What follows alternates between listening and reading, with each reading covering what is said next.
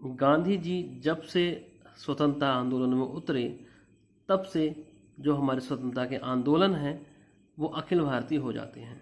और अगर हम बात करें कि गांधी जी का पहला आंदोलन है जो कि चंपारण है और वह एक सफल आंदोलन है। उसके बाद गांधी के जो बड़े आंदोलन हैं उसमें असहयोग आंदोलन, सविनय अवज्ञा आंदोलन और भारत छोड़ो आंदोलन मुख्य है। तो जो आज हम बात करेंगे वो आज हम बात करेंगे सविनय अवज्ञा आंदोलन की। तो मैं अवतार राणा आपका स्वागत करता हूं फिर से एक बार हंस वाहिनी क्लासेज में, और आज की वीडियो शुरू करते हैं।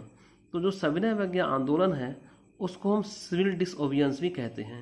अच्छा, जैसे यहाँ पे मैंने लिख रखा है कि टॉल्स्टॉय, तो बात हम बिल्कुल शुरू से सवाल से ही शुरू करते हैं कि अगर आपसे पेपर में पूछा जाता है कि गांधी जी का जो सविनय अवज्ञा है, ठीक है, वो किससे प्रेरित है, तो गांधी जी ने जो सविनय अवज्ञा लिया है ना वो टॉल्स्टॉय से लिया है, क्योंकि गांधी जी टॉल्स्टॉय से काफ़ी प्रेरित होते थे और उन्होंने एक टॉल्स्टॉय फॉर्म की स्थापना भी करी थी जब वो साउथ अफ्रीका में थे। तो गांधी जी का जो सविनय अवज्ञा है वो टॉल्स्टॉय से प्रेरित है। याद रखिएगा कि गांधी जी का सविनय अवज्ञा किससे प्रेरित है, टॉल्स्टॉय से प्रेरित है। तो हम इसकी अगर भूमिका की बात कर लें भाई, हम इसको स्टोरी के हिसाब से पढ़ेंगे कि सविनय अवज्ञा की शुरुआत कैसे हुई, इसका खात्मा कब हुआ, और साथ में इस आंदोलन के दौरान कौन कौन सी हमारी घटनाएं हुई हैं जो काफ़ी हमारे लिए बहुत मुख्य हैं पेपर के लिहाज से। तो हम कहते हैं कि भाई जो इसकी भूमिका है वो कहाँ चली जाती है, तो गांधी जी ने इरविन को 11 सूत्री मांगे दी थी। इरविन उस समय वायसराय थे कि भाई हमारी 11 मांगे हैं, आप इनको पूरी कर दीजिए, नहीं तो हम क्या करेंगे भाई सविनय अवज्ञा आंदोलन चला देंगे।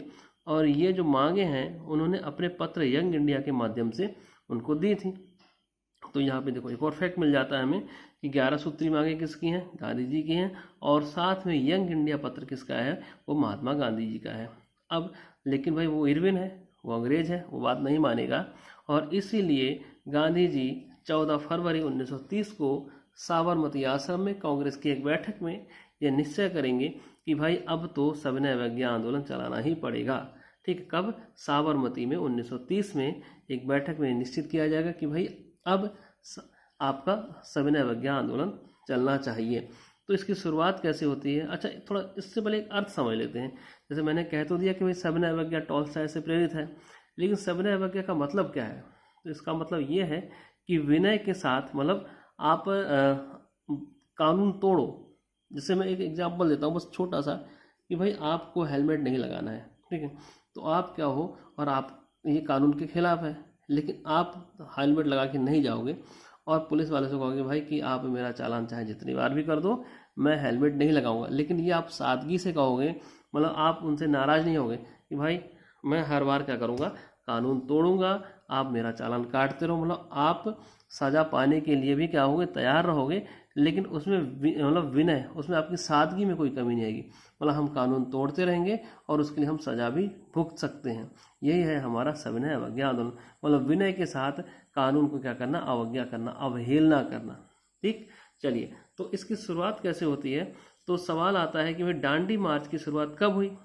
अब दांडी मार्च क्या है, ठीक है, तो दांडी मार्च देखिए, दांडी मार्च 12 मार्च से शुरू होगा, ठीक है, 12 मार्च 1930 से शुरू होगा, जो कि मार्च में होता है कि भाई चल रहे हैं लोग, ठीक है, कहाँ से चल रहे हैं, तो अहमदाबाद में साबरमती आश्रम से 78 लोग गांधी के साथ चलेंगे, जो कहाँ जाएंगे, नवसारी जिले में जाएंगे, मतलब दांडी जाएंगे, जो वहाँ से 241 मील दूर है, और ये पैदल जाएंगे।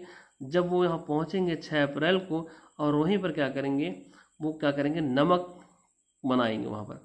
और नमक बनाना भारत वालों के लिए उस समय इलीगल था, क्योंकि नमक बनाने का अधिकार किसको था, वो अंग्रेजों का था। तो यहीं से हमारा क्या हो जाता है, जैसे ही वो नमक बनाते हैं, ठीक है, तो वो कौन सा कानून तोड़ देते हैं, नमक कानून तोड़ देते हैं, मतलब वो क्या कर देते हैं, उस कानून की अवहेलना कर देते हैं, और यहीं से हमारा सविनय अवज्ञा आंदोलन की शुरुआत मानी जाती है। तो सवाल आता है कि दांडी मार्च की शुरुआत कब से हुई, तो भाई 12 मार्च 1930 से। कितने अनुयायी थे, 78 थे। शुरू कहाँ से हुई और कहाँ को जा रही थी, कितने किलोमीटर था और कितने अनुयायी थे, और कब जाके उन्होंने नमक कानून तोड़ा, तो जब वो नमक कानून तोड़ेंगे, मतलब नमक बनाएंगे, ठीक है, उसी दिन से क्या हो जाएगा, हमारा सविनय अवज्ञा आंदोलन शुरू हो जाएगा। अच्छा, ये सविनय अवज्ञा आंदोलन है, ये ऐसा नहीं कि एक ही जगह चल रहा है, ये अलग अलग जगह चलेगा। मतलब हम कहें कि इसका प्रसार कहाँ कहाँ होता है, तो देखते हैं कि सबसे पहले हम बात करेंगे आपकी किसकी, उत्तर पश्चिमी सीमा प्रांत की। यहाँ पर भी क्या है, आपका सविनय अवज्ञा आंदोलन चल रहा है, जिसका नाम क्या है भाई, लाल कुर्ती आंदोलन। मतलब ये उसी आंदोलन का ही एक पार्ट है, लाल कुर्ती आंदोलन। ठीक, किसका, सविनय अवज्ञा का। तो लाल कुर्ती आंदोलन कहाँ चल रहा है, उत्तर पश्चिमी सीमा प्रांत में चल रहा है। और इसके नेता कौन है, खान अब्दुल गफ्फार खान। कौन है भाई, खान अब्दुल गफ्फार खान, जिन्हें सीमांत गांधी भी कहा जाता है। ये पेपर में सवाल आता है कि सीमांत गांधी किसे कहा जाता है, तो कौन है, खान अब्दुल गफ्फार खान। अच्छा याद रखिएगा, ये पार्ट किसका है, ये सविनय अवज्ञा का ही पार्ट है। ठीक, तो खान बहादुर खान कौन है, सीमांत गांधी हैं। उन्हें बादशाह खां भी कहा जाता है। और उनकी पत्रिका कौन सी है, पख्तून है, जो पश्तो भाषा में है। पख्तून किसकी पत्रिका है भाई, खान अब्दुल गफ्फार खान की। और जो लाल कुर्ती आंदोलनकारी हैं, इनको लाल कुर्ती इसलिए कहा जाता है क्योंकि ये लोग भाई पठान थे, लाल कुर्ता पहनते थे, इसलिए इस आंदोलन का नाम क्या रख गया, लाल कुर्ती। और ये अपने आप को खुदाई खिदमतदार कहते थे। खुदाई खिदमतदार मतलब कि खुदा की सेवा करने वाले, ईश्वर की सेवा करने वाले। और इसी से एक कांड जुड़ा है, पेशावर कांड, जो उत्तराखंड के पेपर में भी बड़ा पूछा जा सकता है, क्योंकि वैसे सारे एग्जाम में पूछा जा सकता है, लेकिन क्योंकि जो पेशावर कांड है तो जो उसके नायक हैं वीर चंद्र सिंह गढ़वाली, ये उत्तराखंड के थे। तो इन्होंने क्या करा था, इन्होंने इन्हीं पर, खुदाई खिदमतदारों पर, या हम कहें कि लाल कुर्ती आंदोलनकारियों पर 1930 में गोली चलाने से मना कर दिया था। और यही घटना क्या कहलाती है, पेशावर कांड के नाम से जानी जाती है। मतलब इन्होंने कहा था कि भाई हम इन निहत्तों पे, अहिंसक प्रदर्शनकारियों पे गोली नहीं चलाएंगे। और ये घटना काय के नाम से जानी जाएगी, पेशावर कांड से, जिसके तहत भाई इनको सजाएं दी जाएंगी। किसको, वीर चंद्र सिंह गढ़वाली को सजा दी जाएगी। तो पेशावर कांड से कौन जुड़ा है, वीर चंद्र सिंह गढ़वाली। और साथ में आंदोलन कौन सा चल रहा था, आंदोलन तो सविनय अवज्ञा चल रहा है, लेकिन उसका है कौन सा पार्ट, वो है भाई खुदाई खिदमतदार वाला लाल कुर्ती आंदोलन। चलिए आगे बढ़ जाते हैं। और ये आंदोलन पूर्वोत्तर क्षेत्र में भी फैला है। ठीक है, जिसे लोकल में कहा गया, क्या कहा गया, जियार लंग आंदोलन। और ये मणिपुर में चल रहा था। जियार लंग आंदोलन कहाँ चल रहा था, मणिपुर में चल रहा था, जिसके नेता कौन थे, यदुनाग थे, यदुनाग। ठीक है, अच्छा क्योंकि ये आंदोलन हिंसक हो जाता है, इसलिए यदुनाग को क्या दे दी जाती है, फांसी दे दी जाती है। और बागडोर उनकी बहन के हाथ में आ जाती है। और उनकी बहन का नाम क्या है, गैंडिन लियू। ठीक है, और ये भाई उस समय काफ़ी कम उम्र की थी, शायद 16 वर्ष की थी। और फिर इन्हें क्या कर दी जाती है, आजीवन कारावास की सज़ा दे देते हैं अंग्रेज। किसको, गैंडिन लियू को। और इसीलिए जवाहरलाल नेहरू इनको क्या कहते हैं, इनको रानी की उपाधि दे देते हैं। इसलिए इनको क्या कहा जाता है, रानी गैंडिन लियू। तो ये कहाँ से जुड़ी है, ये पूर्वोत्तर क्षेत्र से जुड़ी है। मणिपुर में यदुनाग की बहन है। और जियारलंग आंदोलन की कौन है, ये नेता हैं। तो यदुनाग किससे जुड़े हैं, जियारलंग आंदोलन से। लेकिन ये आंदोलन भी किसका पार्ट है, ये आंदोलन भी आई प्रसार है सविनय अवज्ञा आंदोलन का। ठीक है, आगे बढ़ जाते हैं। अब हम पहुंचते हैं सीधे बम्बई में। ठीक है, और बम्बई में क्या है भाई, देखते हैं बम्बई में। तो देखिए कहाँ चला गया भाई, मिल जा, हाँ बम्बई। ठीक है, ये देखिए बम्बई। ठीक, अब बम्बई क्या है, तो बम्बई इसलिए इम्पोर्टेंट है कि इसमें दो नेता हैं, एक है भाई मणिलाल और एक है इमाम साहब। ठीक है, अच्छा बम्बई में धरास नामे दो लोग इस आंदोलन का नेतृत्व कर रहे हैं। मणिलाल, अच्छा मणिलाल है भाई उसके बापूजी के लड़के, मतलब गांधी जी के लड़के कौन है, मणिलाल है। और यहाँ पर भाई लाठीचार्ज हुआ था धरास नामे। तो एक प्रश्न आता है कि सविनय अवज्ञा के आंदोलन दौरान कौन सा पत्रकार भारत में था, तो अमेरिकी पत्रकार कौन, बेब मिलर उस समय भारत में उपस्थित था। और उसने यहाँ पर हुए लाठीचार्ज, मतलब धरासना में हुए लाठीचार्ज या गोली जो चली थी उसका यह प्रत्यक्षदर्शी था। कौन, बेब मिलर। तो बेब मिलर जो अमेरिकी पत्रकार है, ये सविनय अवज्ञा आंदोलन के दौरान भारत में उपस्थित था। ठीक है, आगे बढ़ जाते हैं दक्षिण भारत में। अब ये छोटा छोटा बस कि दक्षिण भारत में जो आंदोलन को बढ़ाएंगे या संचालन करेंगे वो हमारे राजगोपालाचारी थे और टी के माधवन है। कौन है, टी के माधवन। ठीक है, अब हम कह रहे हैं कि चलिए भाई ये आंदोलन तो चल ही रहा है, ठीक है, आपका सविनय अवज्ञा चल रहा है, लेकिन इस दौरान बहुत सारी घटनाएं होती हैं। जो हमारे लिए जानना बड़ा ज़रूरी है। बहुत सारी घटनाएं होती हैं, यहाँ पे घटनाओं से भी सवाल आता है कि भाई कौन सी घटना किसके बाद हुई है, तो आपको डेट याद करने की ज़रूरत नहीं, हाँ बस डेट रेफरेंस के लिए समझ लीजिए।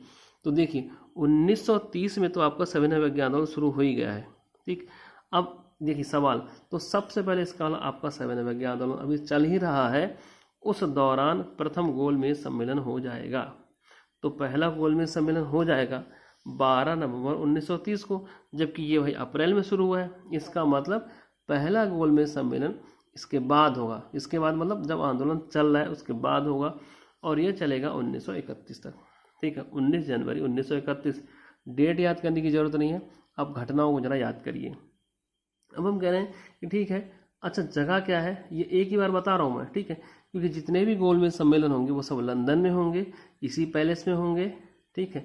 और प्रधानमंत्री भी कौन होगा, मैकडोनाल्ड होगा। चलिए, और तीनों सम्मेलन में कौन जाएंगे भाई, हमारी तरफ से मतलब भारत से कौन जाएंगे, अम्बेडकर जाएंगे। और कांग्रेस है वो केवल दूसरे सम्मेलन में भाग लेगी, इसलिए मैंने इसको काट रखा है कि पहले सम्मेलन में कांग्रेस भाग नहीं लेगी, क्योंकि भाई वो तो आंदोलन चल रहा है यहाँ पे। तो भाई आंदोलन चल रहा है एक तरफ से और सम्मेलन में भाग लेने जाएगी, तो ऐसा तो नहीं हो पाएगा। तो कांग्रेस आंदोलन चलने के कारण उस सम्मेलन में भाग नहीं ले पाती, ठीक। इसीलिए जब कांग्रेस नहीं जाएगी तो उसको मनाने का काम कौन करेगा, इरविन करेगा, ठीक। ऐसी घटना से हम जोड़ लेंगे, तो उसको मनाने का काम करेगा इरविन, और इसीलिए गांधी इरविन समझौता होगा मार्च 1931 में। कितने मार्च, 5 मार्च। और यही सवाल आता रहता है कई बार कि भाई गांधी इरविन समझौता को क्या कहा जाता है, तो दिल्ली पैक्ट कहा जाता है। और ये हुआ कब है, ये 5 मार्च 1931 के हुआ है। इसका मतलब ये जब पहला गोलमेज सम्मेलन खत्म हो गया, जब गांधी जी उसमें नहीं गए, तब आपको कौन सा होगा, आपका गांधी इरविन समझौता होगा। और गांधी जी भाई मान जाएंगे कि चलिए भाई चलते हैं सम्मेलन में।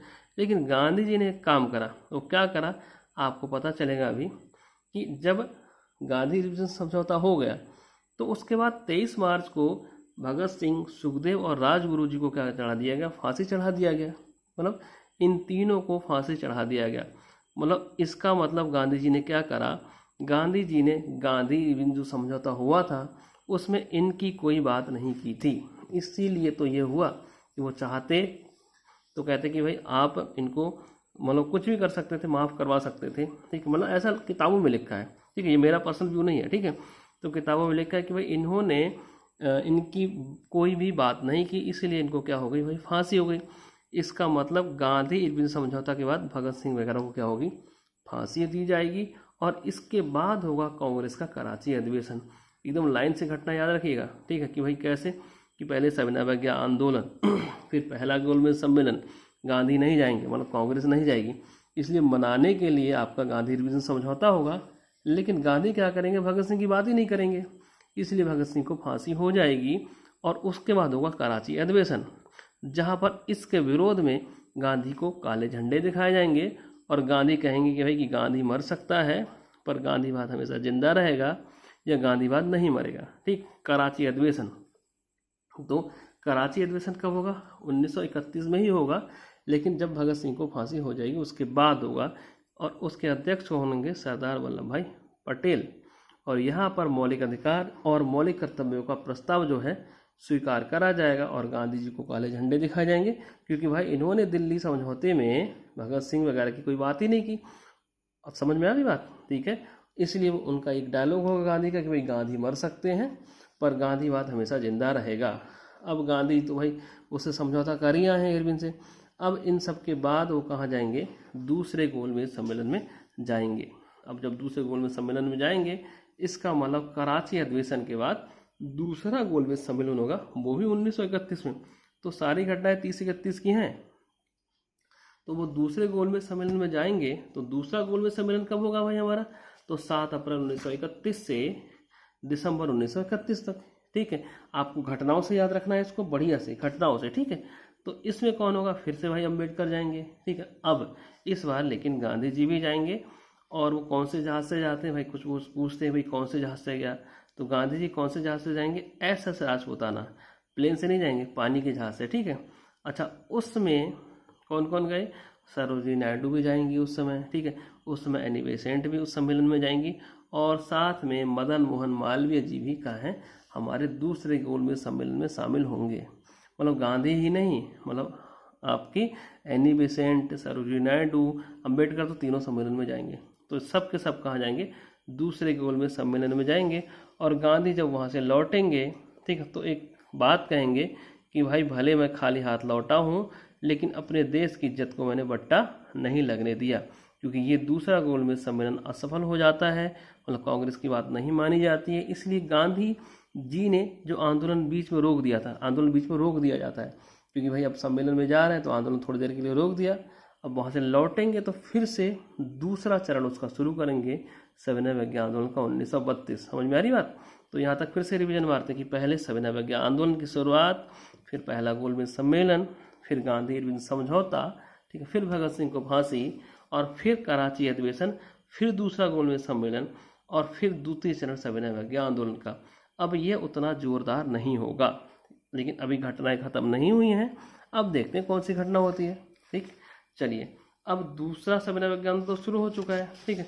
अब जो बात है, अब बात आएगी सांप्रदायिक पंचाट की, और ये अभी ग्रुप डी के पेपर में आया था कि सांप्रदायिक पंचाट, ठीक है, ये वाला नहीं, इसका आफ्टर इफेक्ट आया था, ठीक है। तो सांप्रदायिक पंचाट वाला क्या है, तो भाई सांप्रदायिक पंचाट या हम कहें कम्युनल अवार्ड कब आया, तो अब भाई 1932 शुरू हो चुका है, क्योंकि द्वितीय सविनय अवज्ञा आंदोलन 1932 में शुरू हो जाएगा, और ये हो जाएगा सांप्रदायिक पंचाट भी 1932 में। इसमें क्या होगा, तो इसमें मुसलमानों, सिखों के साथ साथ अब दलित वर्गों को भी क्या करा जाएगा, अल्पसंख्यक का दर्जा दे दिया जाएगा, और पृथक निर्वाचक मंडल उनको क्या कर दिया जाएगा, प्रदान कर दिया जाएगा। मतलब अब मुसलमानों के संग और सिखों के संग ये भी पृथक निर्वाचक मंडल में चुनाव लड़ सकेंगे। अच्छा, मुसलमानों को दे दिया जाता है 1909 के मार्ले मिंटो सुधार में, और 1919 में दे दिया जाता है सिखों को। तो ये इनके लिए मैं अलग से वीडियो बना दूंगा, फिलहाल रेफरेंस दे देता हूँ मैं, ठीक है। और इनको दिया जाएगा कब, सांप्रदायिक पंचाट में या कम्युनल अवार्ड में। अब भाई ये बात गांधी जी को अच्छी नहीं लगेगी, ठीक है। बात समझ में आ रही है कि भाई दूसरा गोलमेज सम्मेलन शुरू हुआ, अब कम्युनल अवार्ड आ गया, और उसमें दलितों को पृथक निर्वाचक मंडल मिल गया। तो गांधी जी को ये बात पसंद नहीं आएगी और वो अनशन पे बैठ जाएंगे। और क्योंकि दलितों के नेता कौन है इस समय, अम्बेडकर हैं, इसीलिए अब समझौता होगा अम्बेडकर और गांधी जी के साथ, पूना समझौता, ठीक, 1932 में ही। तो इसका मतलब सांप्रदायिक पंचाट का नतीजा क्या निकलेगा, पूना समझौता। और यही सवाल पेपर में आया था अभी ग्रुप डी के, ठीक है, कि भाई पूना समझौता में किसने सिग्नेचर करे, तो भाई जिसके बीच समझौता होगा वही सिग्नेचर करेगा। तो ये समझौता होगा गांधी जी और अम्बेडकर जी के बीच, और इसमें दोनों लोग सिग्नेचर करेंगे, और ये पृथक निर्वाचक मंडल की बात क्या कर दी जाएगी, खत्म कर दी जाएगी। बात समझ में आई? ऐसे घटनाओं को जोड़ेंगे। अब जो तीसरा गोलमेज सम्मेलन इसके बाद होगा, ठीक, तीसरा गोलमेज सम्मेलन होगा 17 नवंबर 1932 को, और कब तक चलेगा, 24 दिसंबर 1932। फिर मैं कहूँगा डेट याद करने की जरूरत नहीं है, घटनाओं को समझिए, घटनाओं से अब जोड़ लीजिएगा, आपका आंसर आ जाएगा, ठीक।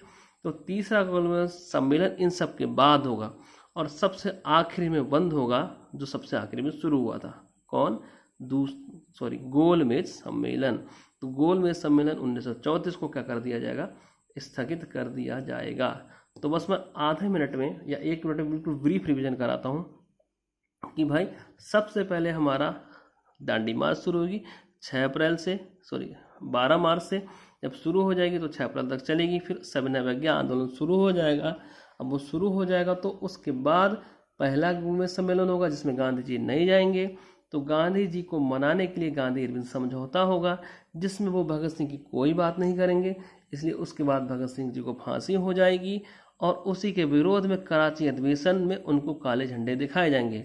इसका अलावा कराची अधिवेशन उसके बाद हुआ है, और उन सब के निपटने के बाद गांधी जी दूसरे गोलमेज सम्मेलन में जाएंगे, जहां वो संतुष्ट नहीं होंगे, और आने के बाद दूसरा चरण शुरू करेंगे सविनय अवज्ञा आंदोलन का। अब दूसरा चरण उतना जोरदार नहीं रहेगा, ठीक है। उसके बाद आपका सांप्रदायिक पंचायत आएगा, जिसमें उनको पृथक निर्वाचन मिल जाएगा, किनको, दलितों को, और उसके इफेक्ट में पूरा समझौता होगा, ठीक है, जो कि गांधी और अंबेडकर के बीच होगा। और इन सब के बाद होगा तीसरा गोलमेज सम्मेलन, और सबसे लास्ट में होगा बंद, कौन, सविनय अवज्ञा आंदोलन।